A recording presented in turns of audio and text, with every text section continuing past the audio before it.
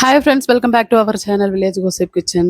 இன்றைக்கி நம்மளோட routine vlog ஒன்று பார்க்கலாம். சிம்பிளாக இருக்கும். இந்த விலாகில் பார்த்தீங்கன்னா ஃபஸ்ட்டு என்னோட வெயிட்டில் இருந்து நம்ம ஸ்டார்ட் பண்ணலாம். நம்ம லாஸ்ட்டாக வந்து 30 days live weight loss challenge finish பண்ணியிருந்தோம் இல்லையா? அதில் வந்து என்னோட வெயிட் வந்து 76.900 இருந்துச்சு இல்லையா? அதே வெயிட்டில் வந்து கிட்டத்தட்ட நான் மெயின்டைன் பண்ணிகிட்டே இருந்தேன். அடுத்த சேலஞ்சு ஸ்டார்ட் பண்ணுறதுக்கு இந்த மாதம் வந்து பாப்பாவுக்கு பிறந்த நாளெல்லாம் வருது. ஸோ அதனால் எப்படியும் கொஞ்சம் கேக்கெல்லாம் சாப்பிட்ருவேன். டயட்டில் அது டிஸ்டர்ப் ஆக வேண்டாம் அப்படின்ட்டு வெயிட் பண்ணிகிட்டு இருக்கேன். காலையில் வெறும் வயிற்றில் வந்து ஒரு 4 பாதாம் ஊற போட்டு எடுத்து சாப்பிட்ருந்தேன். வெயிட்டு செக் பண்ணி முடிச்சதுக்கப்புறமா அது சாப்பிட்டு முடிச்சதுக்கப்புறம் பார்த்தீங்கன்னா அடுத்ததாக வந்து தண்ணி குடிச்சிருக்கேன். கொஞ்சம் வார்மாக வந்து தண்ணி எடுத்துக்கிறேன். வழக்கம் போல் இதுக்கப்புறம் வந்து நான் ஒரு கப்பு டீ எடுத்திருந்தேன். பட் அது வந்து வீடியோ ஷூட் பண்ணலை. டீ வந்து நான் இனிப்பு போடாமல் டெய்லி 2 கப்பு டீ எடுத்துகிட்டு தான் இருக்கேன். நான் எல்லா வீடியோஸ்லேயும் சொல்லிட்டு இருக்கேன். எனக்கு இன்னமும் அதை வந்து அவாய்ட் பண்ணணும் அப்படின்னு தோணவே மாட்டேங்குது. நான் நினச்சா அதை விட்டுறலாம். ஆனால் எனக்கு அது விடணும்னு தோணலை. டீ எடுக்கிறனால எனக்கு இது வரைக்கும் எந்த பிரச்சனையும் கிடையாது. நான் 2 கப்பு டீ தானே எடுக்கிறேன். அதிகமாக எடுக்கலை அப்படிங்கிறனால அப்படியே விட்டுறேன். அதுவும் இனிப்பு போடாமல் எடுத்துப்பேன். ஸோ அதனால அந்த மாதிரி ஃபாலோ பண்ணிட்டு இருக்கிறேன். பார்க்கலாம், ஃபியூச்சரில் தேவைப்பட்ட நம்ம டீ காஃபியை வந்து அவாய்ட் பண்ணிக்கலாம். வாழைக்கூம்பு இருக்கு இல்லையா, வாழைப்பூ இருக்கு இல்லையா, நாங்கள் அதை வாழைக்கூம்புன்னு சொல்லுவோம். வாழைப்பூ வந்து வாங்கிட்டு வந்திருந்தாங்க. வாங்கிட்டு வரல, மாமியார் வீட்டில் நின்றுச்சு. அதை ஒடிச்சு எடுத்துட்டு வந்தாங்க, ஒரு சின்ன பூ. அதை வந்து நைட்டு பாப்பா எல்லாம் சேர்ந்து க்ளீன் பண்ணி கொடுத்தாங்க. அதுக்கப்புறம் நான் கட் பண்ணி எடுத்து வச்சிருந்தேன். ஒரு சின்ன பூ தான், அதனால கொஞ்சமாக தான் இருக்கும். ஸோ இப்போ அதுக்காக என்ன பண்ணுறேன்னா, ஃபஸ்ட்டு வந்து கொஞ்சோண்டு துவரம் பருப்பு, ஆனால் இது வந்து நம்ம பாசிப்பருப்பு போட்டோன்னா ரொம்ப நல்லா இருக்கும். பாசிப்பருப்பு என்கிட்ட இல்லை அப்படிங்கிறனால நான் வந்து துவரம் பருப்பு போடுறேன். இது ரேஷன் பருப்பு தான். பருப்பை நல்லா க்ளீன் பண்ணிவிட்டு இதை போட்டுட்டு தண்ணி ஊற்றி ஃபஸ்ட்டு வந்து இந்த பருப்பை நல்லா வேக வச்சுக்கிறேன். வெந்ததுக்கு அப்புறம் பார்த்தீங்கன்னா நான் எல்லா பருப்பும் சேர்த்துக்கல, சரியா? கொஞ்சம் பருப்பு தான் சேர்த்துருந்தேன். எல்லா பருப்பும் சேர்க்கணும்னு தோணலை. நிறைய பருப்பு ஆகிடும். பருப்பு மட்டும் அதிகமாக இருந்துச்சுன்னா பூ குறைவாக தானே இருக்குது, டேஸ்ட் நல்லா இருக்காது. அப்படிங்கிறனால கொஞ்சமாக தான் பண்ணுறேன்.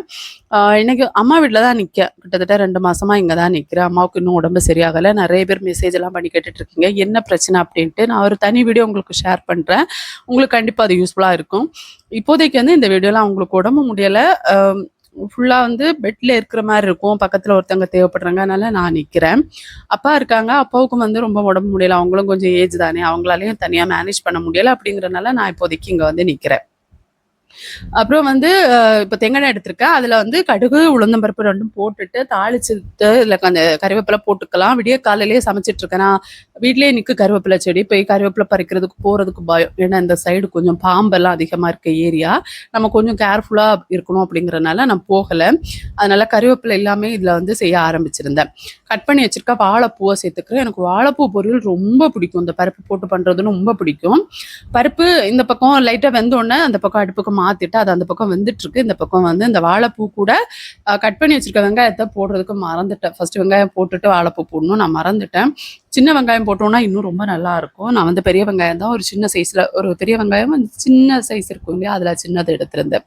எடுத்து கட் பண்ணி வாழைப்பூவையும் பெரிய வெங்காயத்தையும் சேர்த்து ஃபஸ்ட்டு வந்து நல்லா வதக்கிக்கிறேன். இந்த மாதிரி குக்கிங் விலாக் போடலாம் அப்படின்னு நினைக்கிறேன். கூடவே என்னோட வெயிட் லாஸ் பிளான் அந்த மாதிரி ஷேர் பண்ணலாம்னு நினைக்கிறேன். இப்போ வாழைப்பூவும் வெங்காயம் எல்லாம் நல்லா வதங்கிடுச்சு. வதங்கினதுக்கப்புறம் வந்து அடுத்ததாக பார்த்தீங்கன்னா வேக வச்சு வச்சிருக்க பருப்பில் கொஞ்சம் சேர்த்துக்கிறேன். சேர்த்துட்டு எல்லாம் சேர்த்து இப்போ நல்லா கலந்து விட்டுக்கிறேன்.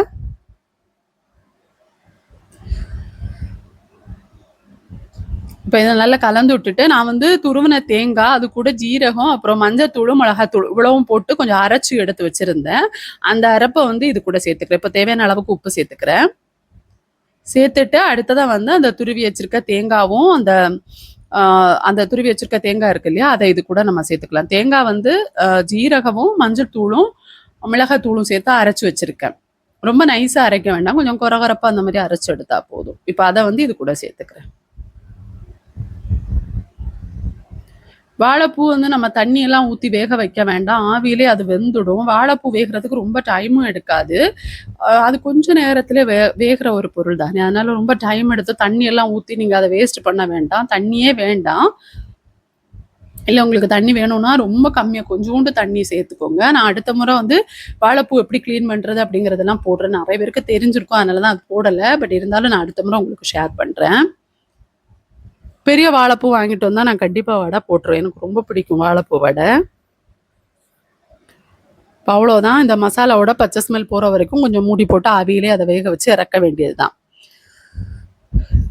அவ்வளோதான் ஃப்ரெண்ட்ஸ், நம்மளோட வாழைப்பூ பொரியல் ரெடி ஆயிடுச்சு. அடுத்ததா வந்து முருங்கைக்காய் பொரியல் தான் செய்ய போறேன். கடாய வந்து கொஞ்சம் பொறுத்துக்கோங்க. எங்க அம்மா வீட்ல வந்து நெறைய பாத்திரம் எல்லாம் பழைய பாத்திரம் கொஞ்சம் ஒரு மாரி எல்லாம் தான் இருக்கு. நான் என்ன பண்றது, புதுசு வாங்குற அளவுக்கு இப்ப முடியாத நிலைமை. நான் வாங்குறப்போ உங்களுக்கு ஷேர் பண்றேன். இப்போ கடுகு, கருவேப்பில இதுக்கு வந்து கருவேப்பில கடைசியா நான் தாளிச்சு கொட்டியிருந்தேன். சரியா, இதுல ஒரு தப்பு பண்ணிட்டேன். வெங்காயத்த போட்டுட்டு போய் உட்கார்ந்துட்டேன். இந்த பிரதிலிபி ஆப் இருக்கு இல்லையா, அதுல ஆப்ல வந்து நெறைய ஸ்டோரி ரீட் பண்ணுவேன். அப்ப வெங்காயத்த போட்டுட்டு போய் ஸ்டோரி ரீட் பண்ணிட்டு இருந்தேன்னா, வெங்காயம் கொஞ்சம் கருகிடுச்சு. கொஞ்சம் வெங்காயம் தனியா எடுத்துட்டேன். ஓரளவு பெட்டரா இருக்க வெங்காயத்த போட்டுட்டேன். அது கூட வந்து கட் பண்ணி வச்சிருக்கேன், கிளீன் பண்ணி கட் பண்ணி வச்சிருக்கேன் முருங்கைக்காய், கூட வந்து தக்காளி, இவ்வளவும் போட்டுட்டு இதை வந்து நல்லா நம்ம வதக்கிக்கலாம். இதுல கொஞ்சம் தண்ணி சேர்த்து நம்ம வேக வச்சுக்கலாம். இந்த காய் வேகிறதுக்கு கொஞ்சம் தண்ணி தேவைப்படும். தக்காளி சேர்க்கலைன்னா நம்ம இதுல மசாலா அரைச்சு சேர்க்கிறப்போ அதுல வந்து கொஞ்சம் புளி சேர்த்துக்கலாம். இப்ப தக்காளி சேர்த்துக்கிறதுனால புளிக்கு தேவை இருக்காது. முருங்கைக்காய் ரொம்ப ரொம்ப நல்லது. டயட்ல இருக்கிறீங்க, நார்மல் லைஃப்ல இருக்கட்டும், முருங்கைக்காய் ரொம்ப நல்லது. முருங்கைக்கீரை, முருங்கைக்காய் இதெல்லாம் நம்ம டெய்லி ரொட்டீனா எடுக்கலாம். முருங்கைக்கீரையில அந்த பொடி பவுடர் ரெடி பண்ணி வச்சு அது கூட நம்ம டெய்லி எடுத்துக்கலாம். நமக்கு விட்டமின் அண்ட் அயன் கண்டென்ட்கெல்லாம் அது ரொம்ப நல்லது. நான் ஃபியூச்சரில் உங்களுக்கு ஷேர் பண்ணுறேன். நான் அதை ரெடி பண்ணியிருக்கேன் இதுக்கு முன்னாடி. சரி, இந்த முறை இனி நான் எப்படி ரெடி பண்ணுறேன் அப்படிங்கிறத உங்களுக்கு காட்டுறேங்க. வெயில் இப்போதைக்கு இல்லை, அடிக்கடி மழை வந்துட்டு இருக்கனால இன்னும் ரெடி பண்ணலை. கொஞ்சம் தண்ணி, இந்த தண்ணி ஓரளவு சுண்டி வர வரைக்கும் இதை வந்து நல்லா வேகட்டும். நம்ம இதை அப்படியே மூடி போட்டு விட்டுடலாம். இதுலேயே வந்து ஆம்லேட் போடலாம், அது ரொம்ப நல்லா இருக்கும். நான் அது ஒரு முறை உங்களுக்கு ஷேர் பண்ணுறேன், எனக்கு ரொம்ப பிடிக்கும். இப்போ இந்த அளவு தண்ணி இருக்கிறப்போ இதில் வந்து நம்ம மசாலா சேர்த்துக்கலாம். மசாலா வந்து நான் தேங்காய், அப்புறம் ஜீரகம், அப்புறம் மஞ்சள் தூள், மிளகாத்தூள் இவ்வளவும் சேர்த்து நான் அரைச்சி வச்சுருக்கேன். அந்த அரைப்பை வந்து இதில் சேர்த்துக்கிறேன். உப்பு நான் போட்டிருக்கேனான்னு சும்மா டேஸ்ட் பண்ணி பார்த்தேன், உப்பு போடலாம் மறந்துருந்தேன். அதனால் கடைசியாக வந்து உப்பும் போட்டுட்டு அடுத்ததாக வந்து நம்ம தேங்காய் ஜீரகம்லாம் அரைச்சி வச்சுருக்கோம் இல்லையா, அந்த விழுதை இதை கூட சேர்த்துக்கலாம்.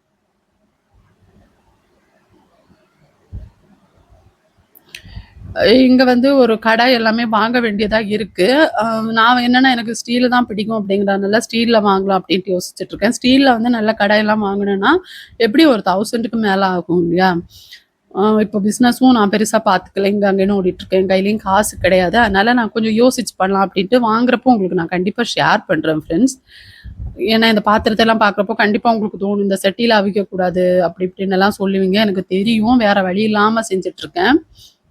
இப்போ அரைச்சி வச்சிருக்க தேங்காவை சேர்த்துருக்கிறேன். தேங்காய் கூட ஜீரகம், மஞ்சள் தூள், மிளகாத்தூள் இவ்வளவு தான் போட்டிருக்கேன். போட்டு இதை வந்து கொஞ்சம் பவுடர் பண்ணி எடுத்திருக்கேன். தண்ணி சேர்க்காம அரைச்சி எடுத்திருக்கேன். இப்போ இந்த மசாலாவை இது கூட நல்லா மிக்ஸ் பண்ணி எடுத்துக்கலாம். இந்த பச்சை ஸ்மெல் போகிற வரைக்கும் கொஞ்சம் வதக்கி விட்டுட்டு கடைசியாக வந்து கொஞ்சம் தாளிச்சு கொட்டி இறக்கிட்டோம்னா நம்மளோட முருங்கைக்காய் பொரியல் ரெடி ஆயிடுச்சு. இதை வந்து நாங்கள் முருங்கைக்காய் கூட்டுன்னு சொல்லுவோம், மற்றவங்க பொரியல்னு சொல்லுவாங்க. எங்களை பொறுத்த வரைக்கும் இது எல்லாமே கூட்டு தான். பருப்பு சேர்த்தாலும் கூட்டு தான், இந்த மாதிரி பண்ணாலும் கூட்டு தான். பொரியல் அப்படின்னு சொல்கிறத விட கூட்டுன்னு சொல்கிறது தான் எங்கிட்ட அதிகம். இப்போ ஒரு கடாய் வச்சுட்டுருக்கேன். அதில் வந்து கொஞ்சம் தேங்காய் எண்ணெய் சேர்த்து கடுகு, உளுந்தம்பருப்பை தாளிச்சிட்டு கொஞ்சம் கறிவேப்பிலையும் சேர்த்துட்டு இப்போ வந்து தாளித்து இதை அதில் கொட்டிட வேண்டியது தான்.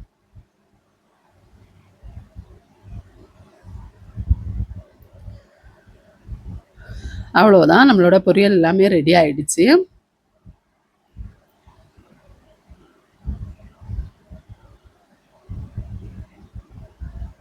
கடைசியாக தாளிச்சிட்டு இதை வந்து கொஞ்சம் கிளறி விடலாம். என்னோட மாமியார் சொல்லுவாங்க, தாளிச்சிட்டு கிளறவே கூடாது, உடனே அப்படியே மூடி வச்சிடணும் அப்படின்ட்டு சொல்லுவாங்க. அப்போ தான் அந்த வாசனை வந்து அந்த ஒவ்வொரு காய்க்குள்ளேயும் இறங்கும் அப்படின்னு சொல்லுவாங்க. ஆனால் நான் எப்போவும் இந்த மாதிரி நான் தாளிச்சிட்டு உடனே கிளறி விட்டுடுவேன். அவ்வளோதான். இப்போ இன்னைக்கு வந்து முருங்கைக்காய் பொரியல் வச்சுருக்கேன். அடுத்தது வந்து வாழைப்பூ கூட்டு, சோறு தண்ணி வடிய வச்சுருக்கேன். இது வந்து அம்மாவோட பழைய விறகடுப்பு.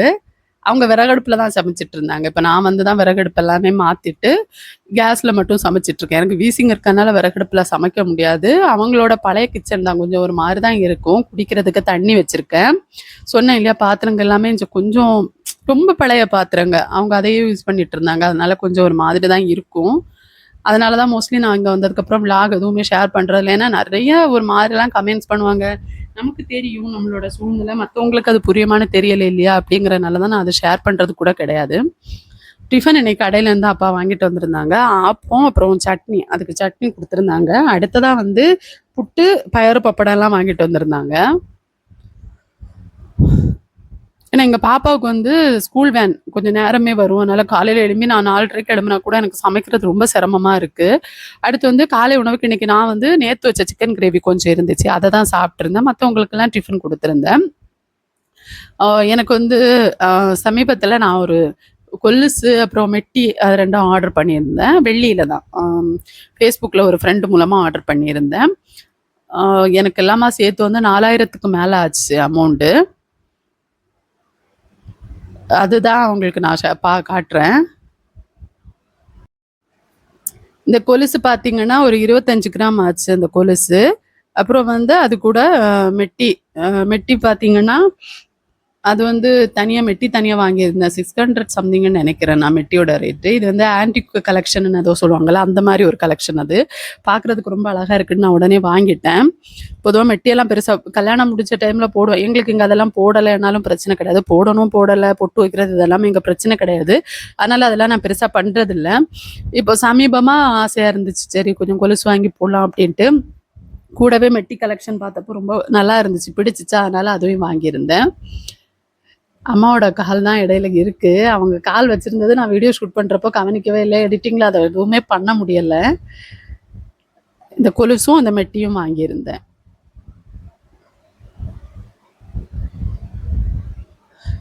அப்புறம் அந்த கொலுசோட அந்த இது இருக்கு இல்லையா, அந்த மணி இருக்கு இல்லையா, அதுவும் கூட சேர்த்து வந்துச்சு.